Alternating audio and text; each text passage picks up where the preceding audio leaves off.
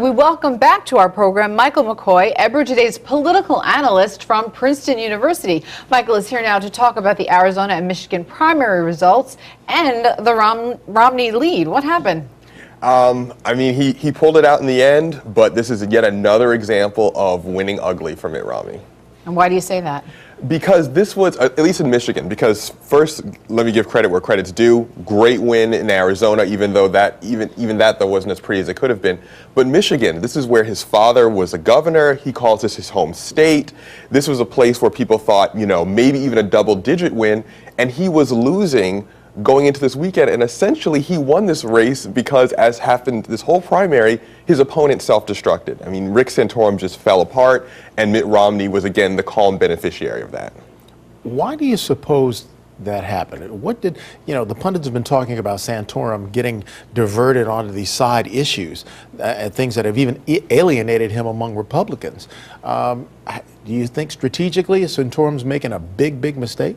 Oh, absolutely. And in fact, there's this quote I saw a few months ago that really stands out to me, that Santorum, when he was in the Senate, did a lot of work, actually with U2 frontman Bono. They did stuff on global AIDS, the genocide in Sudan. And Bono really liked Santorum, and he actually said, you know, I would suggest that Rick Santorum has a kind of Tourette's disease.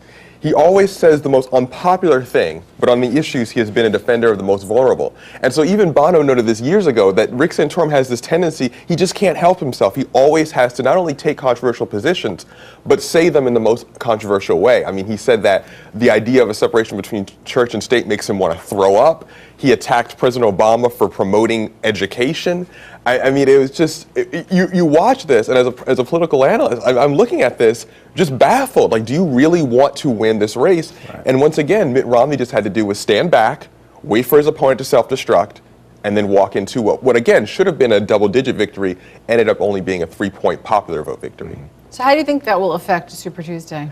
Well, I think, so once again, it's a question of not even so much what will Romney do, but what will Santorum do? I mean, I think that Santorum, as of yesterday, I haven't seen the polls of today, but as of yesterday, he was leading in Ohio, which is probably going to be the biggest Super Tuesday state. And what you saw last night in his concession speech was that Santorum was trying to have this shift. He took out a piece of shale and he said, this is from, you know, North Dakota. They have all this oil in North Dakota. They have this drilling in Ohio. And it's these west and Midwestern states in Super Tuesday that Santorum really is gunning for. And I think you saw last night in his concession speech trying to turn back to that sort of economic blue-collar message that he's hoping is going to resonate in the Midwest. Right. We talk a lot about the popular vote, but there's something a lot of people may not be up on, is the delegates. How does this whole delegate scenario work out? Well, so for instance, some states are winner take all. If you win the popular vote, you get all the delegates. And that's what happened in Arizona. That's been the case so far with a lot of these contests.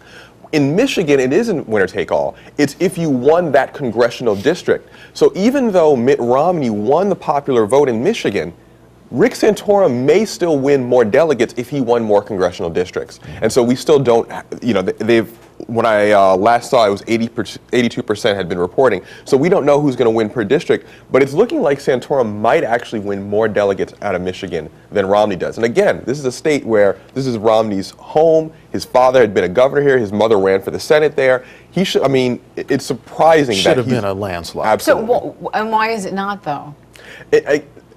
It's this problem that Mitt Romney, and he himself admitted this recently, is a bad candidate. He just does not connect with people. I mean, if you saw some of the speeches he's giving in Michigan, he's talking about how tall the trees are. And he sings the, you know, America the Beautiful off key. He doesn't really know how to connect with those passionate on-the-ground voters like the way Rick Santorum does. Right. Well, he's obviously playing toward the general election. He's got to be closer to the middle. Santorum clearly is going after the Tea Partiers. He's going after the conservatives, and he's saying, look, I need to win the nomination first. So that seems to be the approach he's taking. You know, I think that, I mean, certainly. I mean, Rick Santorum, actually what I would say is what you see from both these candidates is they're really just being themselves. Rick Santorum really is a very passionate but very, you know, very far to the right of where most people are. He takes very unconventional views. And Mitt Romney really is a guy who just has difficulty connecting with people. And I really think this is more than a primary problem. I think this is going to be a general election problem for him. You really do? Huh? I do, because I think, you know, if there's one thing that President Obama is skilled at, is he knows how to really inspire and Mitt Romney doesn't. And I think if the economy tanks, we'll be back at Mitt Romney's strength, which is I'm a capable manager. But if we see the economy humming along at somewhere between 8 and 9%, and people are deciding between the president who's already president and somebody who they just feel like they can't connect with, it's going to be a problem. Right. Let's talk. We were talking about the delegate scenario. Beyond the delegates, what happens when they get to the convention and Romney doesn't have enough delegates to sew it up? What goes on then? Well, in that case, we have a lot of discussion here about a brokered, or probably a better statement is a contested convention, where you might see multiple ballots of delegates having to vote, because what these primaries are doing is they're electing delegates to the Republican convention, who will then vote and say, okay, here's who we want as our nominee. And usually one candidate wins so many delegates that this is all just, pro forma, it doesn't mean anything. It could be that no candidate goes in there with a majority and they have to do multiple voting. Okay, such an ongoing story. It's amazing. It's really a bit dramatic. Very. Thank you so much. Thank you. We know you'll be back with more. Certainly.